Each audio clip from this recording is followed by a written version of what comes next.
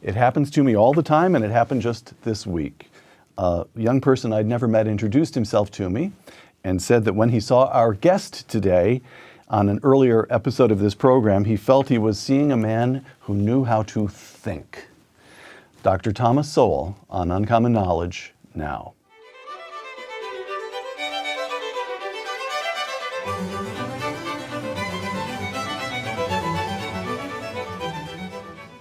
Welcome to Uncommon Knowledge. I'm Peter Robinson. Thomas Sowell has studied and taught economics, intellectual history, and social policy at institutions that include Cornell, Brandeis, UCLA, and Amherst. Now a senior fellow at the Hoover Institution, Dr. Sowell has published more than a dozen books, including the classic A Conflict of Visions. Coming soon, a revised edition of his most recent volume, Discrimination and Disparities. Tom Sowell, welcome. Thank you. You grew up in Harlem, dropped out of high school to join the Marine Corps during the Korean War, received an undergraduate degree from Harvard, a master's from Columbia, and your doctorate from the University of Chicago. All of which pales by comparison with the fact that you once tried out for the Brooklyn Dodgers. But during this period, from Harlem to the University of Chicago, throughout your 20s, you've said, you spent most of the decade of your 20s as a Marxist. Yes. Why? What was the attraction? Well, I guess I first was very puzzled. See, there's one little correction I would make. At age 16, I was a dropout, high school dropout, and I went to work full time as a Western Union messenger. Delivering telegrams. Delivering telegrams. We better say that because there will be a generation that won't know what Western Union was. But go ahead. Yeah, that's true too. Right. And so I worked in the area of Manhattan called the Chelsea District, which is around 23rd Street, 9th Avenue. And at the end of the day, I had several ways of getting back home. The easiest and fastest way was with a subway, which was a nickel in those days. When I was feeling flush, I might go for a bus for a dime. And then when I was really getting reckless, I would take the Fifth Avenue bus, which was the elite of the buses, was 15 cents. And so I would walk over to Fifth Avenue, take that bus. And it would take me up through all the glamorous parts of Fifth Avenue, past the Empire State Building, past the great stores and things of that sort. And then on 57th Street, it would turn, this is just the elite part of town. Sure, right there where the park starts. Yes, and then the park starts at 59th. Oh, sorry. 57th, I would turn over, again, the same kind of scene, past Carnegie Hall, right, up Columbus Circle. There was no Trump Tower at that time, and on up to about 72nd Street, and go out to Fifth Avenue, out to Riverside Drive, which is another elite area. So for miles after that, you'd have all these wonderful luxury apartment buildings and so on. And finally, around 129th or 30th Street, it would go on a long viaduct. And then it would do a right turn back into the occupied area, and there you'd see the tenements. And I would wonder, why is this? I mean, why this huge disparity? And there was nobody else. There was no other explanation around. There was nothing. There was nothing there other than Marxism. I stumbled across. I had not read Marx. But I bought a secondhand set of encyclopedias, small set, for some ridiculously low price. And I looked up Karl Marx. I'd heard the name, and the stuff that he said seemed to make sense. And then later on, I would get more and more into it. The argument was that the rich had gotten rich by taking from the poor. Right. And well, that was one explanation. But what is interesting, there was no other explanation out there really, and that's true largely in our colleges, universities today. But so by the time you went to Harvard undergrad, you drop out at the age of 16, and you start reading Marx in your late teens. I start reading Marx, yes, 1949, at age 19. Age 19. And then you were in the Marine Corps for a couple of years. What was it, 2, 3 years? 2 years. It was actually 1 year, 11 months, and 5 days, but who's counting? But who's counting? All right, so by the time you went to Harvard, you had already become intellectually engaged with Marxism. Yes. And remained, and Harvard didn't talk you out of it, and the study of economics at Harvard didn't talk you out of it, nor did getting a master's at Columbia, nor did getting a doctorate at Chicago dissuade you from Marxism. Is that? And you studied with Milton Friedman of all people. How could you have sat in Milton Friedman's classroom and remained a Marxist? Some people are just stubborn. But what really changed me was not the University of Chicago. It was my first job working in a professional capacity for the government. I was a summer intern. This is after Chicago? Or No, while I was still a graduate student. Got it. And so during the summer vacation, I worked in the U.S. Department of Labor. And I began to realize, from a number of things, that the government is not simply the personification of the general will like Rousseau or others. The government is the government institutions have their own institutional interests. One involved the minimum wage law. I was a big supporter of that. But I also knew that there was an argument that minimum wage law simply priced low-wage workers out of a job. Mm-hmm. And my first assignment dealt with minimum wages in Puerto Rico. And as I looked at the numbers, I would see as they would jack up the minimum wages, the number of jobs would go down and so forth. But there were two explanations. One was that of the economists, that you priced the people out of a job. And the other was that there were hurricanes that had come to Puerto Rico, you see, during the sugar harvesting. And therefore, and I was studying the sugar industry, and therefore it destroyed a lot of the crop. Therefore, you wouldn't hire as many workers.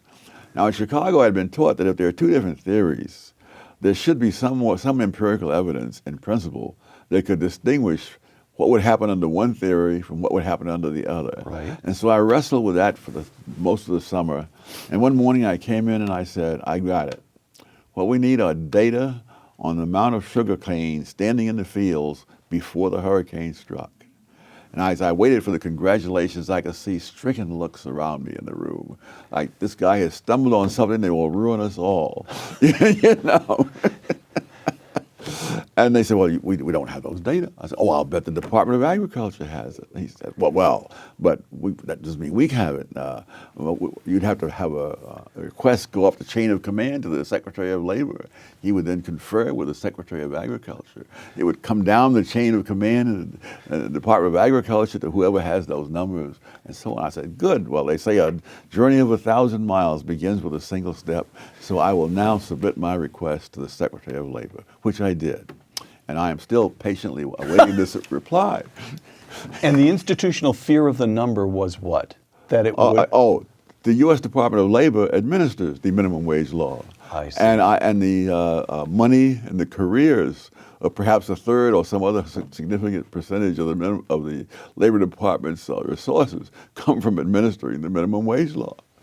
One of the real farces of all this is that the law itself, Section 4D, I still remember, requires the Labor Department to study the employment effects of minimum wages. And those studies are absolutely a farce. In fact, some years after I left, I did an article saying why those studies were a farce. And when I came back later on to the Labor Department to do some research, one of the older librarians who remembered me turned to the younger librarian and she said, this is the man who wrote that article that has everybody up in arms. So you began to be dissuaded of Marxism. And of government in general, because the government is not out there at the personification of the national interest. Right. They have their own interests, and the Labor Department was clearly an interest in keeping the minimum wage because that's their jobs and careers and power. Which brings us, if I may, to one of my favorite books, your 2000 book. This is a beat-up old copy. Mm-hmm. This book, Conflict of Visions. Yes. Which you published in 2007, and you lay out. I'm sorry. 1987. I beg your pardon, 1987. Reprinted in 2007. Well, beat up as this book is, it turns out this is the reprint, sorry. 1987, and you lay out two competing ways of looking at economics and politics, really two competing ways of looking at life that go back at least 200 years, the constrained vision and the unconstrained vision. The constrained vision, I'm quoting from A Conflict of Visions, sees the evils of the world as deriving from the limited and unhappy choices available, given the inherent moral and intellectual limitations of human beings, close quote. So the constrained vision understands itself as constrained by the limitations of reality itself. Yes. Is that correct? Yes. Okay. In other words, they cannot proceed as so many do, that good things happen automatically, but bad things are somebody's fault. Got it. Got it. And then to continue here, the constrained vision, again, quoting from A Conflict of Visions, for the amelioration, improvement of the human condition, the constrained vision relies on certain social processes such as moral traditions, the marketplace, or families, not government. So explain that. Why do we rely on processes rather than the will of the people instituting changes to improve our condition? Well, it doesn't ignore government. Even for the market to work, you have to have a government. As Europe discovered when the Roman Empire collapsed, and the economies collapsed also. But I guess one of the reasons would be that with the government, you have surrogate decision makers, and they cannot possibly know as much as the individuals whose personal decisions have been preempted. I see. I see. All right. Which brings us to the unconstrained vision. When, again, I'm quoting you, when Rousseau said that man is born free but everywhere in chains, he expressed the essence of the unconstrained vision, in which the fundamental problem is not nature or man, but institutions. Yes. Would you explain that one? Well, he has the notion that, again, that good things happen naturally. And if there are bad things, it's because institutions, including civilization itself, have made these bad things happen. And of course, and I think that's really the implicit assumption behind a lot of things that are said on the left today. And why in my most recent book I go to a lot of trouble to show that in nature there is nothing resembling equal opportunity. That wherever you look around the country, around the world, you find people who live up in the mountains, poor and backwards, even in the richest countries. Including the United States. I believe the poorest country in the United States, the county rather, was in a mountain community, which was almost 100% white. Somewhere in Appalachia, West Virginia, Southern Ohio. Right. Yes. And that men in that county had a life expectancy 10 years less than men in a county in Virginia. And the unconstrained vision says, let's fix that. Surely we can pass a law that would improve that. And the constrained vision says, well, now wait a moment. If people who live in isolated pockets in mountains are poor and backwards all around the world, and we see this pattern over and over and over again, maybe there's something very deeply rooted in reality about that that's hard for us to get at. Correct? Yes. All right. So in the book, A Conflict of Visions, you're very dispassionate and very analytical, and you lay out the unconstrained vision, and you lay out the constrained vision, and you don't really come out blazing in favor of one or the other. No, that is not a book meant to show that one vision is better than the other. It's there to show you what they are and what you're assuming if you go one direction or another. Okay. And it's to encourage people to understand the implicit assumptions behind all this, without which you're just at loose ends. All right. So, pondering all this, I noticed something, a column that you wrote, this is a couple of years ago, in which you rebutted Nicholas Kristof of the New York Times. And Kristof had ascribed the gaps between African Americans and whites in America, gaps in wealth, gaps in educational achievement, the usual gaps, to, and this is a quotation from Kristof, to the lingering effects of slavery, close quote. Oh, yes. And here's Tom Sowell, quote, If we wanted to be serious about evidence, we might compare where blacks stood 100 years after the end of slavery with where they stood after 30 years of the liberal welfare state. In other words, we could compare hard evidence on the legacy of slavery with hard evidence on the legacy of liberals, close quote. And so there it is, life is hard. You use the word hard, you use the word serious, you use evidence. Tom Sowell is a man of the constrained vision through and through and through, correct? Yes. No. Yes, part of a vanishing breed, I might add. So when you were a Marxist, the notion, explain that, because the Marxism. Well, but no, you see, yeah, so that's complicated. Even when I was a Marxist, I had the same intellectual standards. Right. And that's what eventually led me away from it. Oh, I see. In other words, I hadn't done all the research. I hadn't gone around the world looking for evidence. Yes. Okay. So socialism is a great idea. That does not mean it's a great reality. One of the things that disturbs me tremendously is about this enthusiasm for Bernie Sanders and socialism at a time when people are literally starving in Venezuela, an oil-rich country.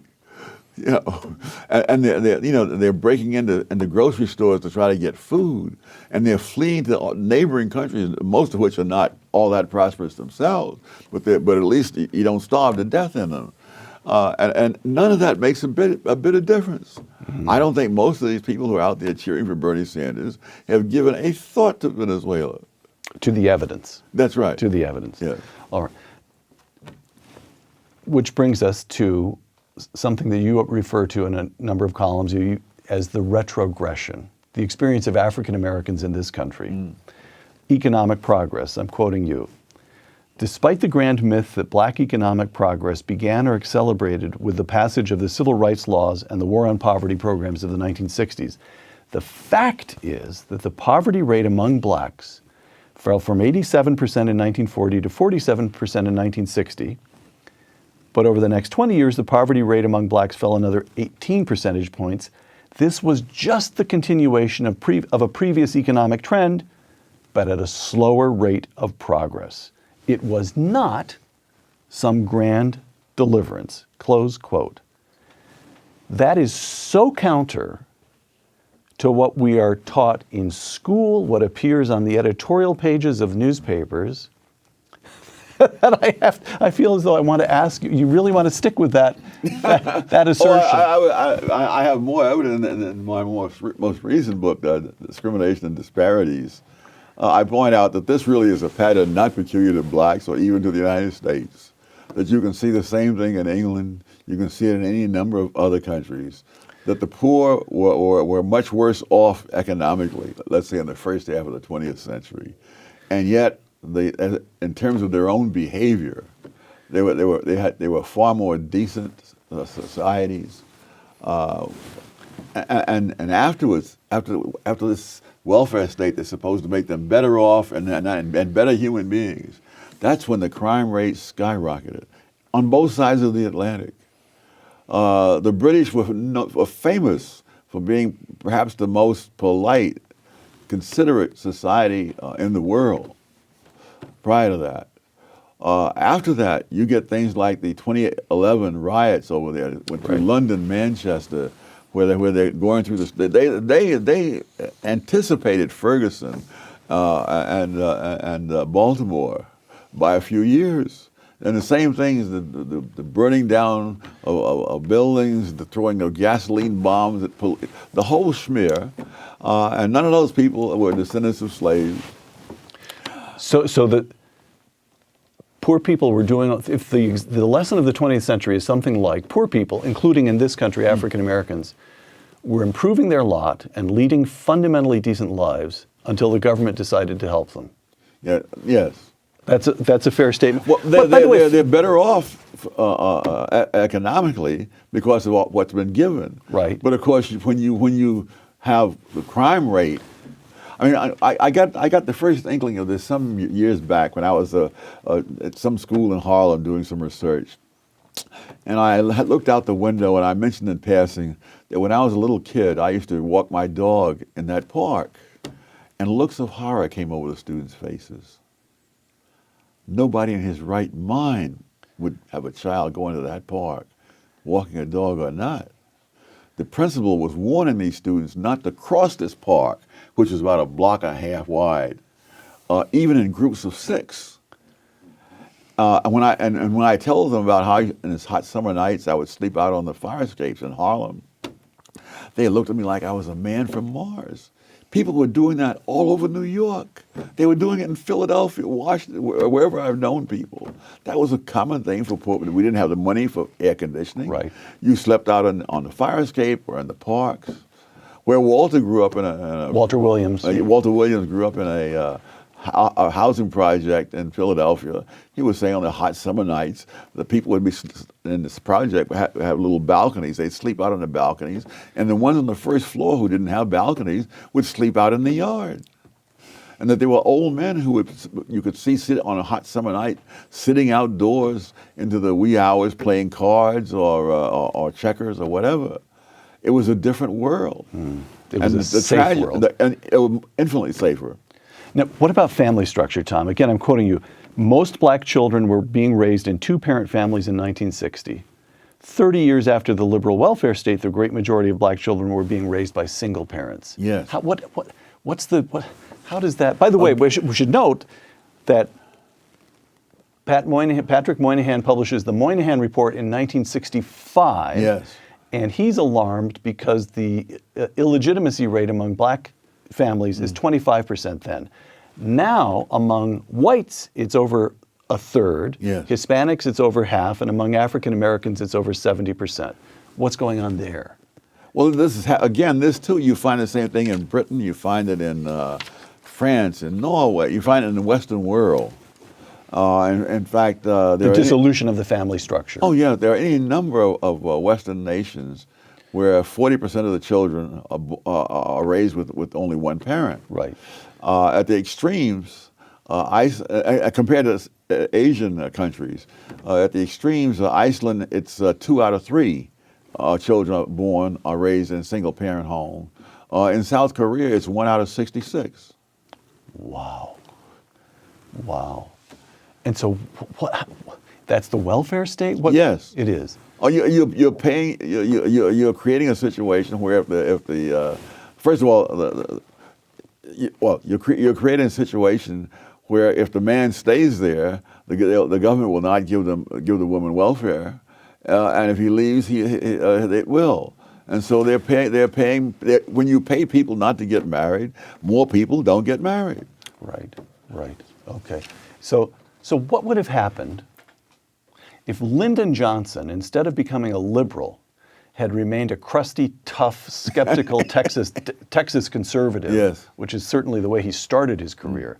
If Lyndon Johnson had embraced the constrained vision instead of instituting the war on poverty and the Great Society and so forth, what would the country look like today? A lot better. You would not have the same rates of crime and so on. Because, you see, you can't have a welfare state in a democratic country unless you first have a welfare state vision.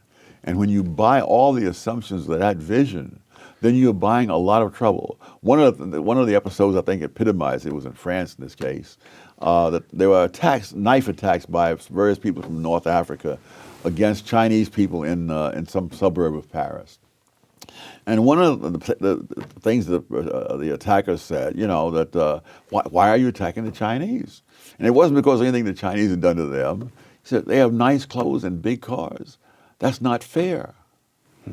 I mean, that's, egalitarianism as a philosophy is one thing, but the actual consequences of it mean things like resenting other people's good fortune. Right. All right. So one response to the gap, again, I return to this gap between African Americans and other Americans, affirmative action. Yes. Which brings us back to your alma mater, Harvard. According to I'll never live it down. You'll never live it down, yes. You once told me that the principal benefit of a Harvard degree was never again having to be impressed by anybody who had a Harvard degree. Is that right? Absolutely. All right. So these are figures that were published in the Harvard Crimson, the student newspaper. In the Harvard class of 2019, these are the kids who will be graduating next June, The average SAT score for black students was 2149. By the way, these are all good scores, but for black students, 2149, white students, 2218, Asian students, 2300. Well, now that must be reasonable because it's taking place at Harvard, the seat of reason. Well, that wasn't quite how I described it when I was there. Affirmative action. Is that we ought not to be doing this? You know, there are various laws and policies that benefit one group at the expense of another. But I think affirmative action has the distinction of being one that it harms everybody, though in different ways.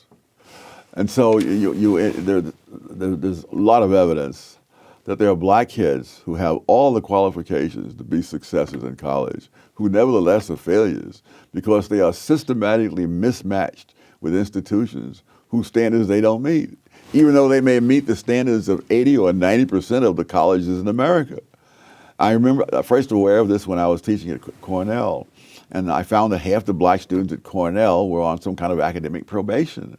And so I went over to the administration building and looked up the SATs of these students. The average black student at Cornell at that time scored at the 75th percentile. Which is pretty darn good. Yes. And so that means that in most colleges in this country, they would have no trouble, and many of them would be on the dean's list. But at Cornell, the average liberal arts student at that time was in the 99th percentile. And when you're teaching the students like that, you teach at a pace that most people of any race cannot keep up with. And it was always complained that I was assigning all kinds of reading, but heck, I'm teaching kids who are in the top 1%. They can keep up with the reading that I'm assigning. So Cornell was taking very talented black kids and spending 4 years teaching them to feel inadequate. Yes, and succeeding at that. A couple quotations. These are both from the last affirmative action case to reach the Supreme Court, last big affirmative action case to reach the Supreme Court, 2003, Grutter versus Bollinger. Here's the majority opinion, which was written by Justice Sandra Day O'Connor. Quote, "The court expects that 25 years from now, the use of racial preferences will no longer be necessary." This upholding the use of, in a decision, 5-4 decision, upholding the use of racial preferences. Now, that's quotation one. Here's quotation two, Justice Clarence Thomas, in a dissent. Quote, "I believe that blacks can achieve in every avenue of American life without the meddling of university administrators. The court holds that racial discrimination in admissions should be given another 25 years. While I agree that in 25 years these practices will be illegal, they are illegal now." Close quote.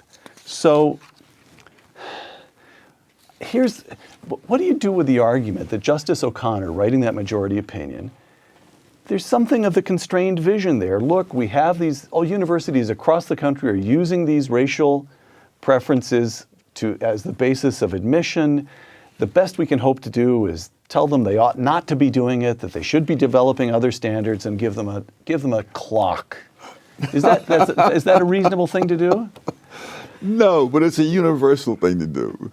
I wrote a book about affirmative action. It was called Affirmative Action Around the World. And I made a couple of international trips at the expense of the Hoover Institution around the world to check on affirmative action. This is one of the most common arguments, and it's absolutely fallacious time and time again. The argument that like so much in the unconstrained vision, it assumes that we have a power that we do not have, cannot have, and never have had. Yeah. In England, there was a man named Scarman who was saying, "For the now, we must do this in order to." And in many countries, these programs were set up with an actual cutoff date. So it was set up in Malaysia with a cutoff date, I think, of around 1990, and in Pakistan, it was supposed to go for 10 years. Mm-hmm. None of those cutoff dates has meant a thing. These programs not only continue, they increase, they spread. So the idea that you can control the future because of these wonderful sounding words, I can't think of a country in the world where that's ever happened. In the case of Pakistan, they did have an actual cutoff date And because the people in East Pakistan were, for whatever historical reason, way behind the people in West Pakistan. And so there's these preferences for the East Pakistanis. Now, before time for this thing to expire, the East Pakistanis seceded from Pakistan and formed a new nation of Bangladesh. Bangladesh, right. And the preferences continued right on because there were other groups that had been added to it. And so once you get the constituency, you can't say no to them. I see. It is an argument that has never worked out anywhere that I've been able to check. All right. So Tom Sowell says no to the welfare state, no to affirmative action. What is to be done? And now you were kind enough to share with me the galleys of your forthcoming edition of Discrimination and Disparities. Let me give you a few quotations from some of the new chapter in that book. Quote, "The poverty rate among black married couples has been less than 10% every year since 1994. As far back as 1969, young black males whose homes included newspapers, magazines, and library cards had similar incomes to those of their white counterparts. Academic outcomes show a pattern of disparities similar to the pattern of disparities in the amount of time devoted to schoolwork. Apparently, lifestyle choices have consequences." Yes. Close quote. So this is the constrained vision once again. Welfare state, that's government, we don't rely on that. Affirmative action, government, we don't rely on that. We rely on hard work. We rely on the institution of marriage. That's correct? Yes, in other words, these things, I don't think it's the marriage as such or the library cards as such. It's that there are lifestyle choices that have been made. And the comparison I made was between, if you look at the poverty rate among blacks, it was 22%, and among whites it was 11%. But among black married couples, it was 7.5%. Right. So it's not so they not only do better than blacks as a whole, they do better than whites as a whole. And so it's lifestyle choices. Similarly with the results in some of these more successful charter schools, that you have these kids not only meeting but exceeding the national standards in places like Harlem and Bedford-Stuyvesant in the South Bronx. And these are not kids who are skimming the cream. They're kids chosen by lottery. They don't even test them for ability. They don't even look at their academic records. They take them into the schools and they have hard work and they make it clear at the outset, and they don't tolerate a lot of nonsensical behavior. And these kids are doing incredibly. So, Tom, here, again, I think back to the Moynihan. Well, no, I think so. The Moynihan report in '65, and he was very alarmed by the illegitimacy rate of 25% among African Americans. By the way, in fairness to the late Moynihan, we should point out one reason he was alarmed by this was his own father had walked out on the family when he was 10 years old. He experienced what it meant to kids to have one parent. Okay. And now it's all gotten dramatically worse for whites and Hispanics and black, for everybody. And then I think back beyond that to your experience of Harlem. You drop out of high school and do what? Go on welfare? Start cashing? No, you went to work. And you spent some of that money to buy some inexpensive encyclopedias. Yeah.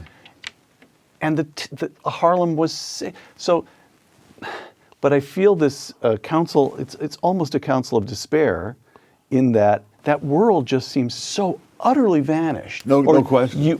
So your argument is if we can stand up to the welfare state, we can somehow get back to that world. The family structure will reassert itself. Oh, that's going to be reconquering the same ground, which is very tough to do, but it can be done.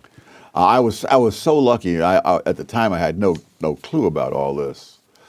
I left home in 1948. Many decades later, I learned that the unemployment rate among black teenagers in 1948, 16, 17-year-olds, was 9.4%. Among whites of the same age, it was 10.2%. So both blacks and white teenagers had only a fraction of the unemployment that they have today. And You were they were- expected to work. You were expected to be able to get a job. and more importantly, the jobs were there for you. And so, and this is because of a fluke, really. The minimum wage law in the United States, Fair Labor Standards Act of 1938, was passed with specified rates of pay that you're supposed to get. Almost immediately, inflation took off during the 1940s. So by 1948, those numbers that were in the law were meaningless. Oh, I see. In other words, when I started out as a Western Union messenger, the minimum wage was 40 cents an hour. I started out at the bottom at 65 cents an hour. So it was the same as if there was no minimum wage. And this is what happened. You had this, and I was so lucky. I, of course, had no clue about any of this. Now, a black kid 20 years later comes in there. People have become compassionate. They've raised the minimum wage, so he can't get a job. Got it. And I don't think it does any community any good to have a whole lot of teenage males hanging around on the streets with no job and nothing to do. Right. Tom, so, but another thought here. You're describing a world, Harlem, the urban world, gone. Yes. But you made visits when you were young. You knew the South as well, didn't you? You went back to the South when you were young from time to time? I say back to the South because, as I recall, you were born in the South. Yeah. I went to New York. Went to New York. Yeah. Well, I think this was courtesy of the Marine Corps, which happened to locate the boot camp in South Carolina and Camp Lejeune in North Carolina. Okay. So what I'm getting at is, you were of the generation that saw Jim Crow with your own eyes. Oh, no question. No question. Okay. So, well, let me read you a quotation. This is from an article that got a lot of attention in The Atlantic a couple of years ago called The Case for Reparations by Ta-Nehisi Coates. Quote, "White supremacy is a force so fundamental to America that it is difficult to imagine the country without it. Reparations is the price we must pay to see ourselves squarely." Close quote. And Tom Sowell, who actually saw Jim Crow with his own eyes and experienced it, responds how? It would be nice to know his evidence for what he said, just to be old-fashioned about it. No, it was a rotten system. But I don't know how we get from that to reparations. I mean, what we see in the United States in terms of the bad things, you see all around the world. If you were to give reparations to everyone whose ancestors had been slaves, I suspect that you would have to give reparations to more than half the entire population of the globe. Slavery was not confined to one set of races. I suspect that most of the people who were either slaves or slave owners around the world were neither white nor black. I mean, this was a universal curse of the human species. Africa, the Middle East, Asia, slavery took place everywhere. And it continued elsewhere long after it was abolished in the Western countries. All right. Let me try as sticking with Ta-Nehisi Coates. Shelby Steele talks about white guilt. And in Ta-Nehisi Coates, you get almost the counterpart of that, a kind of African-American claim against the white guilt. And this seems, beginning with the abolitionists, even beginning before the Civil War, you see almost every generation, there's some expression that racism and slavery, as Shelby calls it, correctly, of course, the sin of slavery is so deeply, and it's something we still live with. How do we expiate it? How do we get past it? Is there something we can do to relieve ourselves of this legacy? Oh, I think you should repeat it. If you were a slave owner, I don't see any reason why you should feel differently. On the other hand, I can't get over the idea of A, apologizing for what B did. Okay. Even when they're contemporaries, much less when one is dead and the other is alive. All right. I mean, Scalia, I remember saying, that I owe no man anything because people who look like me did something to people who look like him. Okay, so just get past it. Get to work. Yeah. All right. Tom Sowell's view is get an education, stay married, and do your job. roughly. Yeah. All right. Charles Murray. You used to write a column every so often called Random Thoughts on the Passing yes, Scene. yes. And so I'm giving you a little snippets here of the passing scene in our final questions. Charles Murray, in his 1984 book, Losing Ground, and Charles Murray writes about discussions in academia and government about the effort to close the gap again between African Americans and whites. Quote, 1984, quote, whites had created the problem, it was up to whites to fix it, and there was very little in the dialogue that treated blacks as responsible actors, close Yes, quote. yes. Has that changed? No, it is not. All right. On we go to the passing scene. Your longtime friend, Walter Williams. Now we come to current politics. The bottom line is that President Donald Trump does not have the personal character that we would want our children to imitate, but, save his misguided international trade policies, has turned out to be a good president. Tom? I think his policies have been, by and large, policies that were far better than that of previous Democratic or Republican administrations. So I go by the consequences. okay. I mean, he hasn't produced the right rhetoric, but the fact is that unemployment among low-income people, black, Hispanic included, is at a level that is far lower than it's been in decades. The economy is booming in a way that no one had predicted. People like Paul Krugman was saying that when Trump gets in, the economy is going to tank. No, the economy hit new highs.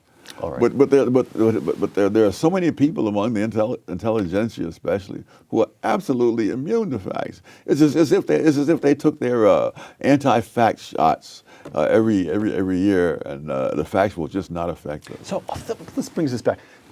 I can understand. I mean, I really can. My understanding is limited, which is why I'm going to put this in the form of a question. I can understand the never Trumpers who don't bother me with economic boom because this man is on my television screen every single night and I can't stand him. I can understand. I can see that impulse. I can understand what they feel. This is the second consecutive president of the United States that I automatically turn off when I'm watching on television. All right. Keep the remote right next to your hand. Okay. Who was the first? Obama. Got it. You're totally bipartisan in that regard, Tom. Always. No other way. But the Great Society, the larger point that you've been making here, the Great Society, the war on poverty, this is now 6 decades of experience. Yes. And we have, as you have said, the gap hasn't closed. We've got dissolution of the family structure, rising crime rates. That I don't understand. How can it be that the people, now I don't know how to remain bipartisan, but Democrats, liberals, the progressives, just are not, the evidence is in. This has not worked. Why, after more than half a century, there's still a refusal to look at the evidence? Yes, and there's even a tendency to falsify the evidence. And how come?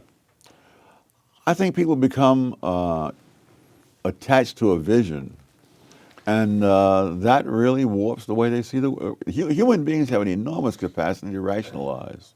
Yeah, all right. Again, notes on the passing scene. An article from the New York Times just a couple of days ago, quote, now this is a longish quotation, but it's important to lay out the facts here. Over the last decade, the charter school movement gained significant foothold in New York. The movement hoped to set a national example. If charter schools could make it in a deep blue state like New York, they could make it anywhere. Over 100,000 students in the city's charter schools are doing well on state tests, and tens of thousands are on waiting lists. But the election of this November, suggested that the golden era of charter schools is over. The insurgent Democrats did well across New York, but especially in the state Senate, have repeatedly expressed hostility to the movement, close quote. And Tom Sowell responds to that set of facts how? Oh, that really is one of the moral outrages, that for many kids who are from a very poor background and whose parents may not have had much education, a decent education is the one thing they have to have a better life. And these schools have been absolutely spectacular. The charter schools. The charter schools. The successful ones. Now, there are a few that weren't. But For example, a few years ago, on the statewide, New York statewide math tests, there was an elementary school, grade 4, I believe, in Harlem, whose students passed those tests at a higher rate than any fourth grade kids anywhere in the state of New York. I mean, we're talking Scarsdale, Briarcliff, places like that. The Success Academy schools as a whole, their students pass both the math and the English statewide tests at a higher rate than any school system, school district in the entire state of New York. The vast majority of the kids in the Success Academy schools are either black or Hispanic. If you look at the 5 highest scoring school districts in the state in terms of the percentage of the students who pass the math or the English tests, their average family income ranges from four times that of the kids in the Success Academy schools to more than 9 times the family income of the kids in the Success Academy schools. And yet the mayor of New York is doing his darndest to put a stop to the expansion of schools in general, but his special ire is aimed at the Success Academy schools. And this is happening all over the country. Because they make the teachers' unions look bad that run the public schools? What's the political motivation? Why would Mayor de Blasio have an out for the charter schools, such as Success Academy? Well, the teachers' union are the major reason. And we're talking about the money they contribute, the number of votes they contribute. And the schools, and what's happening, again, not just in New York, but in other parts of the country, including California, is that there's all kind of chicanery to prevent the charter schools from expanding. That's why you have tens of thousands on the waiting list. Right. It's not that the charter schools aren't willing to expand, but every conceivable obstacle is put in their way. Because if you let that go at the natural pace, it would be very hard for the public schools to compete. And one of the things they're doing is imposing the same kinds of restrictions on the charter schools that made the public schools so bad. For example, restrictions on being able to get rid of kids who are running amok and ruining the education of everybody else. And the charter schools don't tolerate that. The things that are tolerated in the public schools are unbelievable. So when I asked you a moment ago, how do we bring back the standards of the Harlem in which you grew up, the answer is that's a hard thing to do. But we do know how to do one thing. We do know how to establish schools where the kids in present-day Harlem have a shot. They have a chance of getting a good education. Yeah, you don't have to bring back the past, even if you could, because we have it in the present. We have this happening. And so we know how to do that, and the Democratic establishment in New York wants to shut it down. Yes. And the Republican establishment stands mute. Stands mute. You know, I love talking to you, but I really don't know why. It's all discouraging. Tom, you mentioned a moment ago the way young Americans flock to Bernie Sanders. Gallup poll this summer, the proportion of Americans age 18 to 29 that holds a favorable view of capitalism, 45%. The proportion that holds a favorable view of socialism, 51%. Now, I would like you to take a look at a brief video of Alexandria Ocasio-Cortez, who at the age of 29, calling herself a democratic socialist, has just been elected to the House of Representatives from New York. And although she's not seated yet in the new Congress, she went to Washington, and one of her first acts was to participate in a sit-in in the offices of House Majority Leader Nancy Pelosi. That is to say, the leader of her own party. Yes. So here's a brief video. I just want to let you all know how proud I am of each and every single one of you for putting yourselves and your bodies and everything on the line to make sure that we save our planet, our generation, and our future. And it's so incredibly important. We have to get to 100% renewable energy in 10 years. There is no other option. Tom, to her supporters, to the supporters of Bernie Sanders, to young Americans, what would you say? I would say get some facts first. Know what you're talking about before you start spouting out this kind of stuff. One of the things I do in a new book is I suggest that there's a certain opinion about what happened in the 1920s where the taxes were cut from the highest tax rate was cut down from 73% to 24%. And the argument was, oh, this is tax cuts for the rich. And I have suggested that students and that the Secretary of the Treasury did this in support of a trickle-down theory and so forth. And I suggested that the students would be a wonderful project to go read what the Secretary of the Treasury actually said. Andrew Mellon in the 1920s, Yes. about these tax cuts. And then go on the internet and get the Internal Revenue official data on who paid how much taxes in the 1920s. And it turns out if you do that, you find that Andrew Mellon said the exact opposite of what he is attributed. It is attributed to him in textbooks that have been sold widely for decades on end through successive editions. And what you'll find is that and when the tax rate was at 73%, the people who are making over $100,000 a year, and that's maybe a couple of million in today's money, paid 30% of the taxes. And after the so-called tax cuts for the rich, they paid 65% of all the taxes. And the people with incomes under $5,000, which was a nice income in those days, who were paying 15% when the tax rate was cut, before the tax rate was cut. And after it was cut, they paid just under 1/4% of all the taxes. And so we hear so there's all kinds of indignation in these scholarly books. We're not talking about just political propaganda. How this was a bonanza for the rich and so on. And people with ordinary incomes paid practically nothing in income tax after the tax cuts. And millionaires, the share of millionaires was, I think, 4% before that. And it was 19% afterwards. But the facts simply do not matter. They say these words, they say trickle down, and it's like saying abracadabra, and all the miraculous things follow from that. Tom Sowell, author of a forthcoming edition of Discrimination and Disparities, would you close by reading a brief quotation from your 1987 book, one of my favorites, A Conflict of Visions? Logic, of course, is not the only test of a theory. Empirical evidence is crucial.